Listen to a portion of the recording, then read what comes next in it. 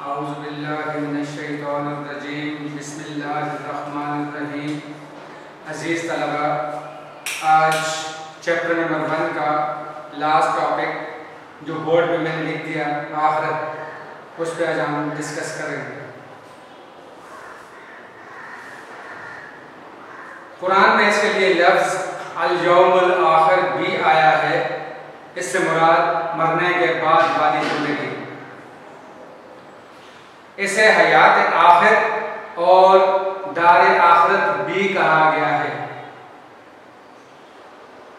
लफ्ज़ी माने इसके हैं सबसे पीछे या दूसरे सिरे के, और इसके अपोजिट दुनिया, करीब की चीज।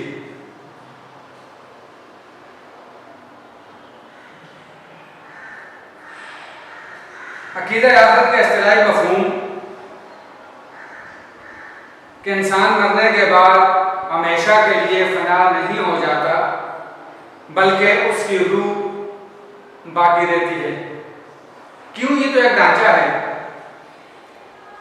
जिस तरह दुनियावी लिहाज से अगर आप देखें, एक इंजीनियर सॉफ्टवेयर बनाता है, उसको किसी चीज़ में इंस्टॉल करता है, फिर उसकी एक्सपायरी भी साथ बता देते हैं, भाई इतने अरसे के बाद ये एक्सपायर हो जाएगा। फिर रिन्यू या नई डिस्क के साथ उसको आप अपलोड करते हो।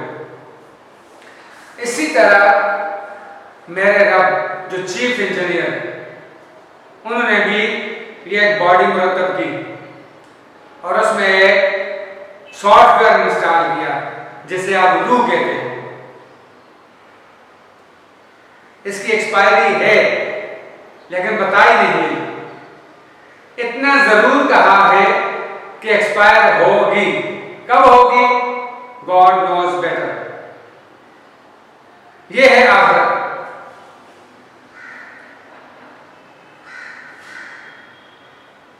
यह ढांचा जब बेजान हो जाता है, रूह इस पिंजरे से निकल जाती है, अपने असली मकाम तक पहुंच जाती है, जिसे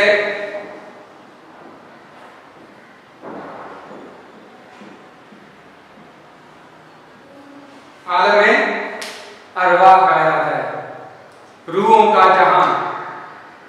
देखो, जब आप अलहम्दु शरीफ पढ़ते हो तो उसमें कहते हो रब्बिल आलमीन,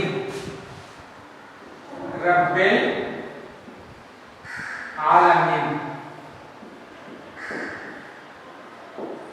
रब्बिल जमा का सीगा, तमाम जहानों का रब या पालने वाला।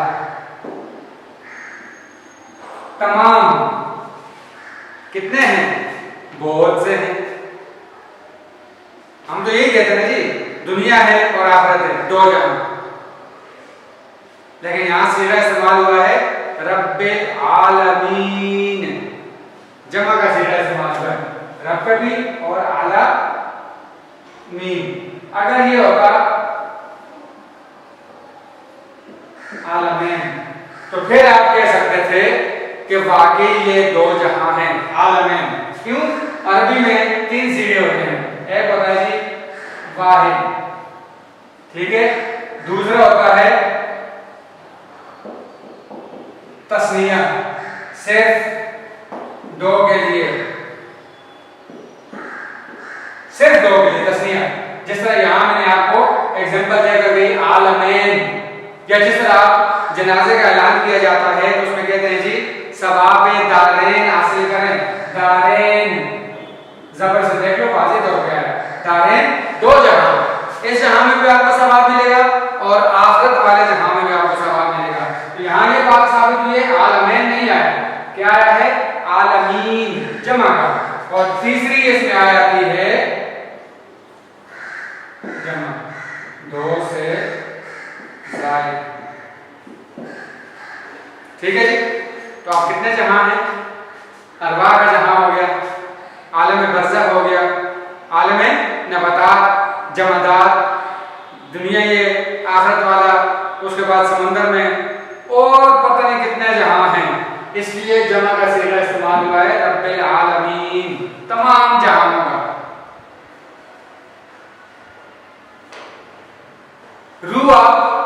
अपने असल मकाम में जा पहुंची है जहां से आई थी। कुरान ने वाज़ेह तौर पर आपको पैगाम दिया है, दो मौत दो जिंदगियां।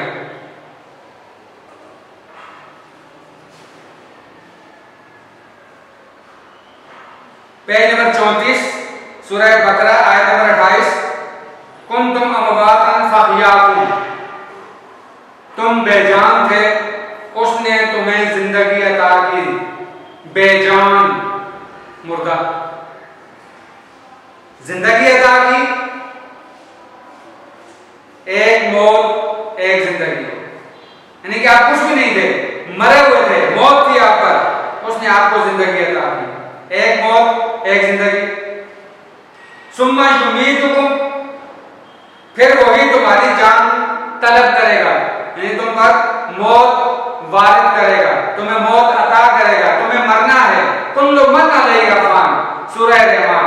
हर चीज को फना होना है सिवाय एक जात के, और वो है रब अल्लाह की। सुम्मा युहयीकुम, फिर तुम्हें जिंदगी अता की जाएगी। कितने हो गए जी? दो। जब तुम बेजान थे, मरे हुए थे, मौत वाक़ई थी आप पर, उसने तुम्हें जिंदगी अता की। एक मौत एक जिंदगी, ठीक। फिर कहा जी सुम्मा युमीतुकुम सुम्मा युहयीकुम, फिर तुम्हें मौत अता करेगा और फिर तुम्हें जिंदा करेगा। दूसरी मौत दूसरी जिंदगी, दो मौत दो जिंदगी। सुम्मा इलैहि तुरजऊन, फिर उसी की तरफ पलट कर आना है। तो जब ये रूह अपने असल मकाम को पहुंचेगी, फिर कयामत के रोज जब सूर फूंका जाएगा, सूर भी दो, पहली मर्तबा सूर फूंकना,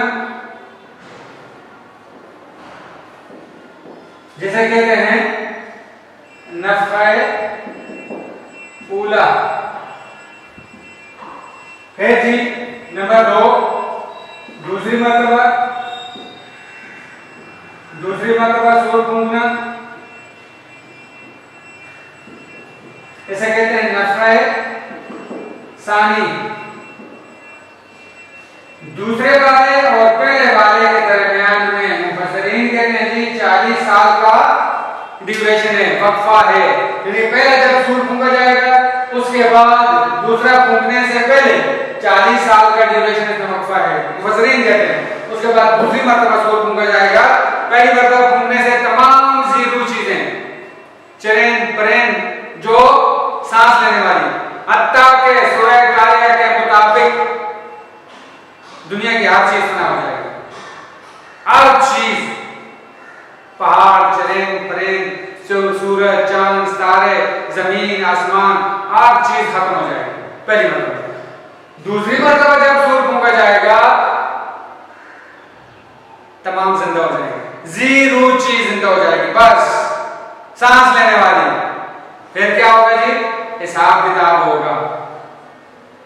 फमन यअमल मिस्काल दर्रतिन खैरन यरा, जिसने मिस्काल बराबर नेकी की वो भी देख लेगा।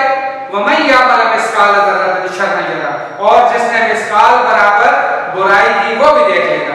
देखने का मतलब है कि नेकी का उसको अजर मिलेगा और बुराई की उसको सजा मिलेगी। मिस्काल, you can't see through your naked eye, ये से मिस्काल कहा है। बारह आलम अरवाह में पहुंच जाएगी, उसके बाद सूर फूंका जाएगा, फिर दूसरी मर्तबा सूर फूंका जाएगा, उन अरवाह को उनके अजसाम में लौटाया जाएगा। सूरह यासीन के मुताबिक जब अरवाह को लौटाया जाएगा तो वो लोग जिनका, क्योंकि टॉपिक हमारा है आखिरत, जिनका आखिरत पर ईमान नहीं था, वो कहेंगे हाय हमें हमारे ख्वाबगाहों से किसने जगा दिया। चेक करना चाहें तो चेक कर सकते हैं सूरह यासीन में।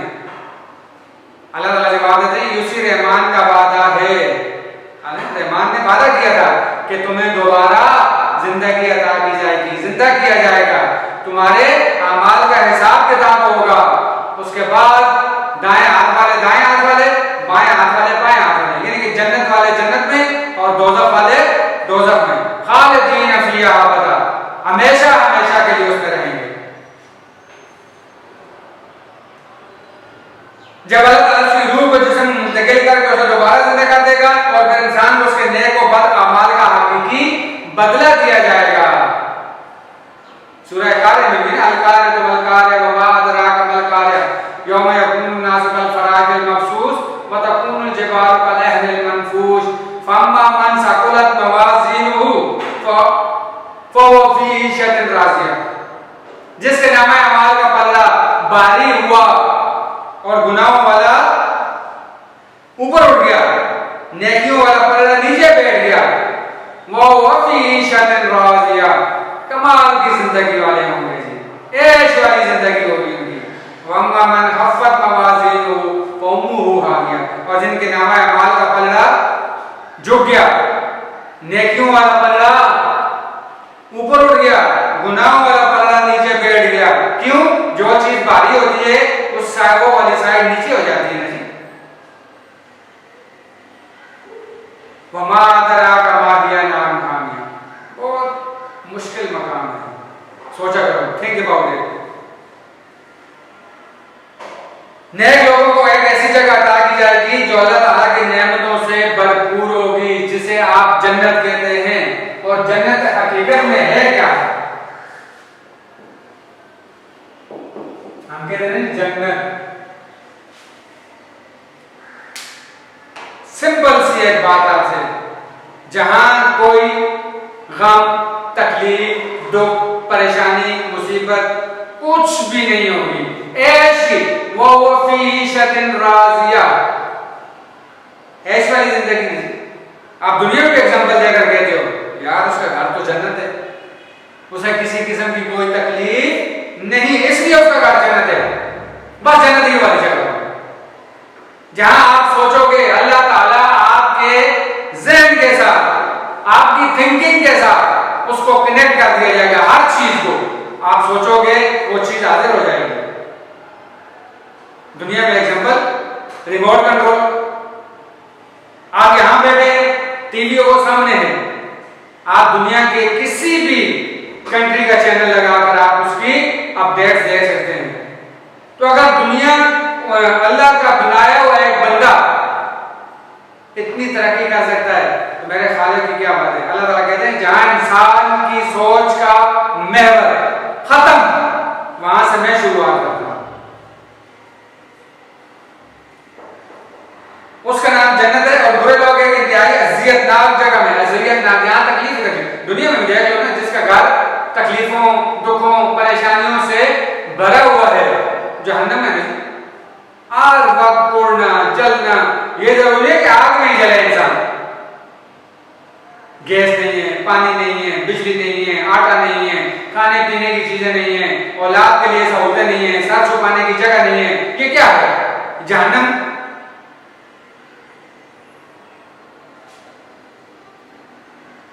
कुरान मजीद में अल्लाह फरमाते हैं सूरह अल-फतर आयत नंबर 13-14, इन्नल अबरार लफी नईम व इन्नल फुज्जार लफी जहीम, बेशक नेक लोग बहिश्त में होंगे, जन्नत में होंगे, आला मकाम में होंगे, जहां ऐश और इशरत का सामान होगा, कोई तकलीफ, परेशानी, दुख नहीं होगा। और बेशक गुनहगार दोज़ख में। हदीस में आता है कि दुनिया मोमिन के लिए कैदखाना और काफिर के लिए जन्नत है। ये तो हमारे लिए एक एग्जाम है, एग्जाम की जगह है। जिस तरह आप लोग यहाँ स्कूल में आते हो, आप एग्जाम देते हो, उसके बाद हमें भी एग्जाम देना होगा। कब देना होगा? जब दूसरी मर्तबा सूर फूंका जाएगा, हमें जिंदा किया जाएगा, फिर हमारा हिसाब किताब होगा। ये एग्जाम है। आखिर के सिलसिले में कुरान मजीद की तालीमात का खुलासा क्या है? ये है कौन सा? इंसान की दुनियावी जिंदगी उसकी आखिरत की जिंदगी का पेशखेमा है। पेशखेमा जो आपको आगे दरपेश हो, यानी जिसका आपने हिसाब आगे चलकर देना हो, पेशखेमा। दुनिया की जिंदगी आरजी और आखिरत की जिंदगी दायमी। ये जिंदगी आरजी है, कुल्लु मन अलैहा फान, हर चीज फना होने वाली है सिवाय मेरे रब की जात की। इंसान के तमाम आमाल के पूरे पूरे जिंदगी मुरतब नहीं होते, बल्कि इस आरजी जिंदगी में में जिन अमाल का बीज बोया जाता है उनके हकीकी नतीजे आखिरत की जिंदगी में जाहिर होंगे। हम तो ये कहते हैं कि देखी जाएगी, बिल्कुल देखी जाएगी, क्यों नहीं देखी जाएगी? उसके यहाँ देर जरूर है, अंधेर नहीं है। वो बड़ा मुंसिफुल मिजाज है, सब जजेस से सब आला तर है। इतनी भी उसके यहाँ गुंजाइश नहीं है मिस्टेक या गलती की। ना मेरे रब को ऊँग आती है, ना वो भूलता है, ना उसे नींद आती है। बल्कि सारी जिंदगी में जिन अमाल का बीज बोया जाता है उसके हकीकी नतीजे जिंदगी में जाहिर होंगे। जिस तरह दुनिया की हर चीज इलाहिदा अपनी एक उम्र रखती है, जिसके खत्म होते ही वो चीज खत्म हो जाती है, इसी तरह पूरे निजाम आलम की भी एक उम्र है जिसके तमाम होते ही निजाम खत्म हो जाएगा, फिनिश। फिर एक नया निजाम अल्लाह ताला लेकर आएंगे जो अबद होगा, हमेशा हमेशा होगा, फिर कुछ भी नहीं होगा। मौत को मौत की शक्ल में खत्म कर दिया जाएगा, ज़बह कर दिया जाएगा। अल्लाह ताला कहते हैं सूरह क़यामा आयत नंबर 3 और 4 में, क्या इंसान गुमान करता है कि हम उसकी हड्डियां जमा नहीं कर सकेंगे, जबकि हकीकत ये है कि हम उसका एक एक पूर सीधा कर देंगे। यहां से ऊपर ये बीच में जो बंद नजर आते हैं ये पोर है, एक एक पोर सीधा कर देंगे। सूरह क़यामा। तो आखिरत की जिंदगी वाली यही तो बात है, जिनका आखिरत पर ईमान नहीं है ये उनके लिए है। जब दुनिया का ये निजाम धर्म हो जाएगा और एक दूसरा निजाम कायम होगा तो इंसान को एक नई जिस्मानी जिंदगी मिलेगी। उस रोज एक जबरदस्त अदालत लगेगी जिसमें इंसान के तमाम अमाल का हिसाब दिया जाएगा, नेक अमाल का नेक और बद का बद। जितना भी जिसने जो अमाल किए होंगे, चाहे वो अच्छा किया होगा चाहे वो बुरा किया होगा, उसके मुताबिक उसको जज़ा और सजा मिलेगी। मुनकरीन आखिरत के शुबहात और उनका पुरानी जवाब, यानी वो जो आखिरत से मुनकर थे उनके बारे में अल्लाह ताला कहते हैं एक एक सवाल का मुदल्लल तरीके से जवाब दिया है। पेज नंबर 33 पे देखें, कुरान मजीद में अकीदा आपको बयान करते हुए मुनकरीन के शुबहात का बड़े उम्दा अंदाज में जवाब दिया गया। मुशरिकीन मक्का अकीदा आखिरत के मुनकर थे, इस सिलसिले में उनके शुबहात ये थे। क्या शुबहात है जी? वकालू आयज़ा ज़लना फिल अर्दि इन्ना लफ़ी खल्क़िन जदीद, सूरह सजदा आयत नंबर 10।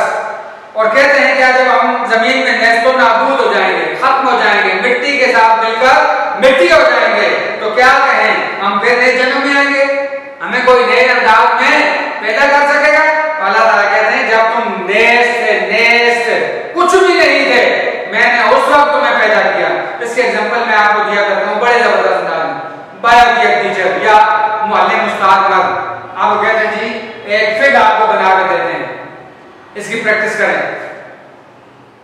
पहली मर्तबा बनाना मुश्किल है ना जी, दूसरी मर्तबा आपका हाथ चलेगा, तीसरी मर्तबा एक वक्त ऐसे आएगा कि आप उसे बगैर देखे बना लोगे। ब्रासिका का पत्ता बनाना है जी, या उसका तना बनाना, स्टेम, या उसकी जड़ बनानी है, आंख बंद करके आप बना देते हैं। क्यों? आपने प्रैक्टिस की है। लेकिन फर्स्ट टाइम आपसे कोई कहे जी फलां चीज की आपने एक फिग बनानी है ना मुश्किल काम। लेकिन मेरे अल्लाह के लिए कुछ भी मुश्किल नहीं है। वो कहता है कुन फयकुन, हो जा, बस वो चीज हो जाती है। दूसरी जगह अल्लाह कहते हैं जी सूरह यासीन आयत नंबर 78, मैं युहजिल इज़ाम व हिय रमीम, कौन जिंदा करेगा हड्डियों को जब वो बोसीदा हो गई होंगी। उन लोगों में है अल्लाह ताला ये बात अपनी किताब में हमारे लिए लेकर ये हमें बताने की कोशिश कर रहे हैं कि वो कह रहे हैं कि कौन जिंदा करेगा हड्डियों को जब वो बोसीदा हो गई होंगी। फिर अगली जगह सूरह अनाम आयत नंबर 29, इन्ना हिया इला हयातुद दुनिया व मा नहनु बिमबऊसीन, जिंदगी जो कुछ भी है बस यही दुनिया की जिंदगी है और हम मरने के बाद हरगिज़ दोबारा नहीं उठाए जाएंगे। अल्लाह ताला ने शुबहात को दूर करके फरमाया कि तुम पहले मौजूद न थे, तुम्हें अल्लाह ताला ने मौजूद किया। जब मैंने कहा ना नेस्ट, जो ज़ात तुम्हें पहले वजूद में लाने पर कादिर है, तुम्हारे मर जाने के बाद तुम्हारे दोबारा जिंदगी बख्शने पर कादिर है। उलमाए यहूद का लोगों को गुमराह करना कि तुम बख्शे हुए हो, तुम्हें सजा मिलेगी मगर सिर्फ चंद रोजा, फिर तुम जन्नत में दाखिल हो जाओगे। तो क्या उन्होंने अल्लाह ताला से ऐद लिया हुआ है? जैसे हम पर्ची लेकर किसी को भेज देते हैं फलां आदमी के पास चले जाना, और वो पर्ची देकर आपको आपकी हैसियत के मुताबिक काम है या कोई किसी चीज में रिलीफ देना है वो दे देगा। तो यहाँ भी कहा कि भाई उलमाए यहूद लोगों को गुमराह करते तुम बख्शे हुए हो, तुम जन्नत में चले जाओगे। तो क्या उन्होंने अल्लाह से ऐद लिया हुआ है कि लोगों को ये कह के वो गुमराह करने की कोशिश कर रहे हैं? वो और वही है जो तखलीक की इब्तिदा करता है, फिर वो इसका इआदा करेगा, लौटाएगा, यानी जब हम मर जाएंगे तो हमें दोबारा जिंदा करेगा वही। और ये उसके लिए बहुत आसान है। क्यों? कि जब हम कुछ नहीं थे उसने हमें पैदा किया। आप तो उसके सामने, जैसे आपके पास ये किताब है, ये नहीं थी तो हमारे लिए मुश्किल है, अब ये हमारे पास है, इसकी जितनी चाहे हम फोटो सेट कर लेंगे।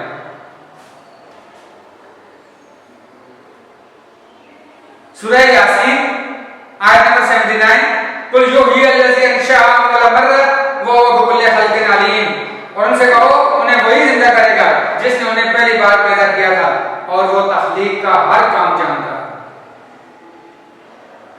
सूरह सजदा में बकरा आयत नंबर 28, जब मैंने अभी पर थोड़ी देर पहले कहा था दो मौत और जिंदगियां, कुंतुम अमवातन फअहयाकुम, इससे पहले क्या है कैफ तकफुरून बिल्लाह, क्या तुम इससे इनकार कर सकते हो?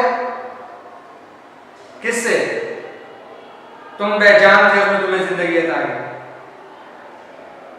कभी भी नहीं। अगर हम ऐसा सोचेंगे दायरा इस्लाम से खारिज हो जाएंगे। उसने तुमको जिंदगी अता की, फिर वही तुम्हारी जान तलब करेगा, फिर वही तुम्हें दोबारा जिंदगी अता करेगा, फिर उसी की तरफ पलट कर जाना है। सूरह बकरा आयत नंबर 28, दो मौत दो जिंदगियां, वाज़ेह तौर पर कहना। इंसान की सही सोच इससे अकीदे पर ईमान आने का तकाजा करती है। हर शख्स इस बात को तस्लीम करता है कि नेक अमाल का अच्छा सिला और बुरे अमाल का बुरा सिला। जब आप मेहनत करोगे आपके मेहनत का आपको अच्छा सिला मिलेगा, और टॉप ऑफ द लिस्ट आप होते हैं स्कूल में भी और बोर्ड में भी। और अगर आप मेहनत नहीं करते नतीजा आपके सामने। हर शख्स इस बात को तस्लीम करता है कि नेक अमल का अच्छा और बुरे अमल का बुरा, लेकिन क्या इंसान के तमाम अमाल के नतीजे इस दुनिया में सामने आ जाते हैं? ऐसा नहीं होता, लेकिन उसे दिल छोटा नहीं करना चाहिए। उसके यहां देर है अंधेर नहीं। न जा उसके तहम्मुल पे कि है बेडब गिरफ्त उसकी, डर उसकी देर गिरी से कि है सख्त इंतकाम उसका। इसी तरह बाद देहात नेक लोग जो उम्र भर नेकियां करते हैं उन्हें यहाँ नेकी का पूरा बदला न मिला, बल्कि बाद में बेहद अज़ियतें देकर शहीद किया गया। अब सोचने की बात है क्या मुजरिमों को उनके जुर्म की सजा नहीं मिलेगी? दुनिया में तो इंसान बच जाता है, लेकिन एक अदालत ऐसी लगेगी फमन यअमल मिस्काल ज़र्रतिन खैरन यरा। मैंने कितनी मर्तबा दोहराई है बात। शायर कहता है कि मिले खाक में ए निशान कैसे कैसे, मकी हो गए ला मकां कैसे कैसे, हुए नामवर बेनिशान कैसे कैसे, ज़मीन खा गई आसमां कैसे कैसे। सूरह मोमिनून आयत नंबर 115, अल्लाह ताला कहते हैं अफा हसिबतुम अन्नमा खलकनाकुम अबसन व अन्नकुम इलैना ला तुरजऊन। सो क्या तुमने ये सोच रखा है, समझ रखा है उसने तुम्हें फजूल पैदा किया है, एप्स पैदा किया है,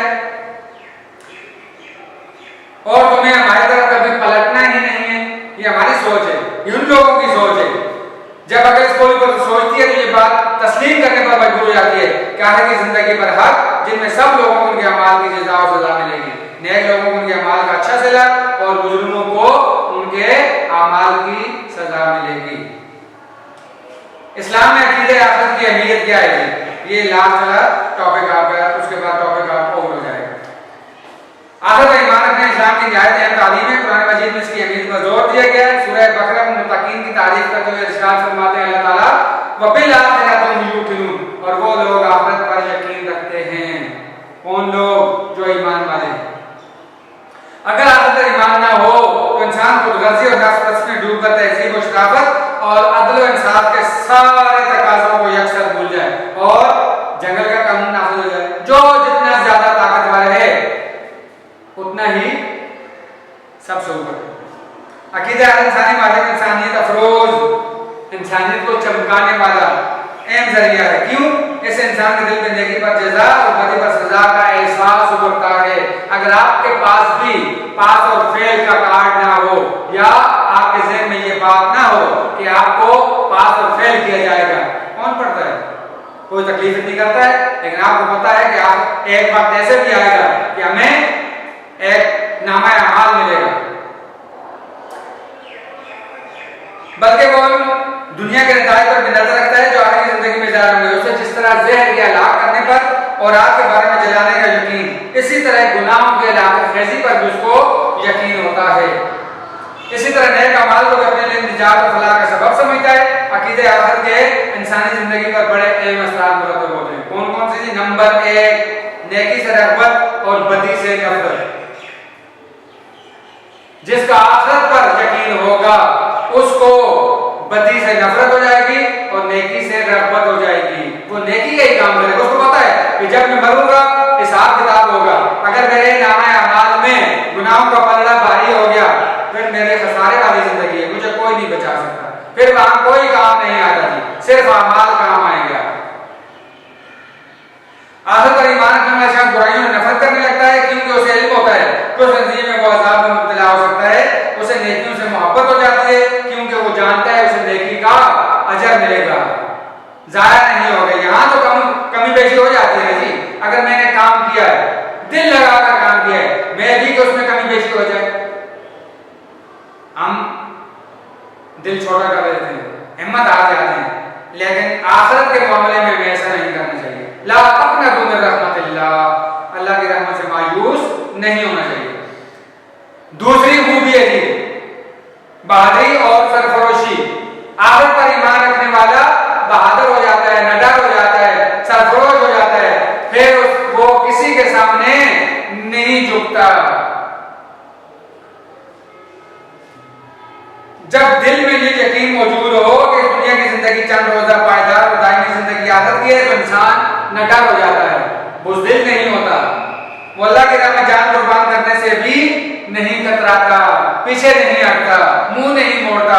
वो जानता है कि राह में जान का नजराना पेश करने से वो हमेशा के लिए फना नहीं हो जाएगा, बल्कि आखिर की कामयाब और मुसर्रत जिंदगी उससे मिलेगी जहां ऐश और इशरत के सामान होंगे। तीसरी है जी सब्र और तहम्मुल। आखिरत पर यकीन रखने वाला बेसब्रा नहीं होता जी। अकीदे आखिर इंसान के दिल में सब्र और तहम्मुल का जज्बा पैदा होता है। वो जानता है कि आपकी खातिर जो भी तकलीफ बर्दाश्त की जाएगी अल्लाह ताला के यहाँ उसका अजर मिलेगा, उसकी मेहनत जाया नहीं होगी। मैंने कहा ना दुनिया में ऊंच नीच हो सकती है, कमी पेशी हो सकती है, लेकिन अल्लाह ताला वो जज है जिसके यहाँ इतनी भी बेइंसाफी नहीं होगी। फमन यअमल मिस्काल ज़र्रतिन खैरन यरा वमन यअमल मिस्काल ज़र्रतिन शर्रन यरा। अल्लाह ताला के यहाँ उसको अजर मिलेगा। लिहाजा पर नजर रखे वो हर मुसीबत का सब्र और तहम्मुल से मुकाबला करता है। उस पर दुख, परेशानी, मुसीबत जो भी हम उस पर आता है वो उसे खंदा पेशानी के साथ झेलता है, बर्दाश्त करता है। उसे पता है इसका मुझे खालिक के हकीकी की तरफ से जबरदस्त अजर मिलेगा।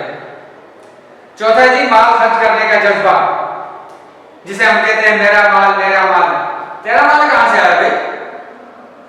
वो अल्लाह ताला की जात देकर भी आजमाती है और लेकर भी आजमाती है। अकीदे आखिरत इंसान के दिल में ये जज्बा पैदा करता है कि हकीकी जिंदगी सिर्फ आखिरत की जिंदगी है, लिहाजा इस दौलत से लगाव रखना फजूल है। उस दौलत से लगाव रखना चाहिए जो आखिरत की जिंदगी को संवार दे। वो दौलत कौन सी है? वो है इल्म की दौलत, आमाल की दौलत। चुनाचे मोमिन जितना भी दौलतमंद हो जाता है उसी कदर ज्यादा सखी और फैयाज होता है। वो अल्लाह की राह में बेदरेक खर्च करता है। उसको पता है मेरा ये खर्च किया हुआ माल अल्लाह के यहाँ कर्ज हसना के तौर पे, ये अल्लाह के यहाँ कर्ज दुनिया में अल्लाह ताला उसको अता करते हैं, आखिरत में दूना चूना जितना वो अपनी इस्तिताअत के मुताबिक, क्योंकि वो जानता है कि अल्लाह की राह में खर्च करने से मुझे आखिरी जिंदगी संवर जाएगी। यानी दुनिया में हम माल खर्च करते हैं, हम कहते हैं इसमें कमी नहीं।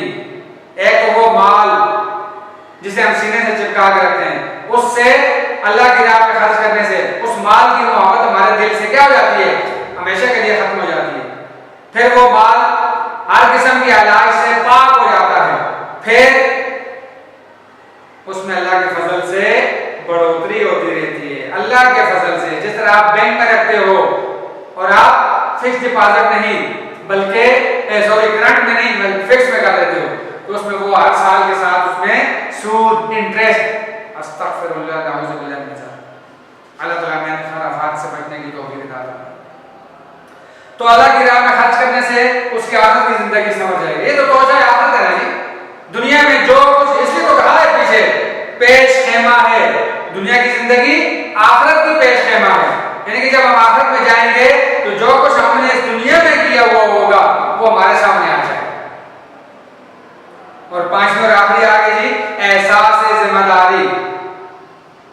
आखिर पर ईमान रखने इंसान में एहसास जिम्मेदारी पैदा हो जाती है, क्योंकि वो जानता है कि फराइज में कोताही जुर्म है, तो उसके जिम्मे जो ड्यूटी भी लगाई जाती है वो मन्नो हन उसे पूरी करता है। किसे सामने रखकर? अल्लाह ताला की जात को सामने रखकर कि मुझे एक दिन मरना है, अगर मैंने यहां कोई कमी पेशी की तो मुझे इसका जवाब देना पड़ेगा। जिस पर आखिरत में सजा मिलेगी, लिहाजा पूरी जिम्मेदारी से अपने फराइज अदा किए जाएं। आपको जो मनसब सौंपा जाता है, जिस कुर्सी पर आप बैठे हुए हो, आप उसके अहल हो, इसलिए अल्लाह ताला ने आपने उसको अता की। अल्लाह ताला ने आपको वो कुर्सी अता की, वो मनसब अता किया, तो अब आपका ये फरीजा बनता है कि अपनी जान जोखों में डालकर उस फरीजे की बिल्कुल हर लिहाज से उसकी अदायगी करनी है। ऐसा ऐसा ये एहसास इसके अंदर पुख्ता हो जाता है कि इंसान अपना फर्ज पूरी दयानदारी से अंजाम देने लगता है। जब ये चीज उसके दिल में पुख्ता हो जाती है, एहसास जिम्मेदारी का लफ्ज है ना, ये जब पुख्ता हो जाता है कि भाई अवाम की खिदमत करना है, मुझे भेजा ही इसीलिए गया है, अगर मैं इसमें कोताही बरतूंगा इनका भी जुर्मदार होगा और अपने अल्लाह का भी मुजरिम होऊंगा, और जब अल्लाह का मुजरिम होऊंगा तो उसकी मुझे सजा मिलेगी, और वो बहुत बुरा ठिकाना है। खा उसका ताल्लुक बन्नों के हुकूक से हो या अल्लाह ताला के हुकूक से। दो हुकूक बड़े इंपॉर्टेंट हैं, हुकूकुल्लाह और हुकूकुल इबाद। हुकूकुल्लाह के बारे में अल्लाह ताला कहते हैं कि उसमें अगर कमी बेशी है तो मैं रब होते हुए मैं चाहूंगा छोड़ दूंगा, बख्श दूंगा, लेकिन अगर हुकूकुल इबाद में डंडी मारी है, कमी बेशी की है, तो जब तक वो बंदा मुआफ नहीं करेगा मैं रब भी नहीं मुआफ करूंगा। तो लिहाजा जो आपको जिम्मेदारी सौंपी गई उस जिम्मेदारी पर आपको पूरा उतरना है, वरना तैयार रहना है। और ऐसी सजा के लिए दुनिया में आपने पैसा खर्च करके आपने आप को बचा लेना है, लेकिन एक अदालत ऐसी लगेगी जहां बचाव बहुत मुश्किल है। तो ये था जी अकीदे आखिरत के चीदा नुकात। नेकी से रग़बत, बदी से नफरत। नंबर 2 बहादुरी और सरफरोशी। नंबर 3 सब्र और तहम्मुल।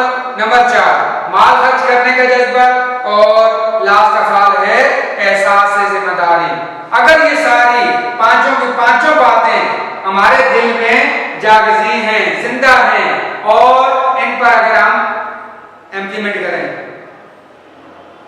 हमारी दुनिया की जिंदगी भी समझ जाएगी और आखिरत में तो हमारे लिए क्या ही ठिकाना अच्छा अल्लाह ताला ने तैयार करके रखा है। तो अल्लाह ताला से मैं इस्तदा करता हूँ, रिक्वेस्ट करता हूँ कि जो कुछ मैंने बयान किया, आपने सुना, अल्लाह ताला मुझे और आपको इस पर पूरा अमल करने की तौफीक अता फरमाए।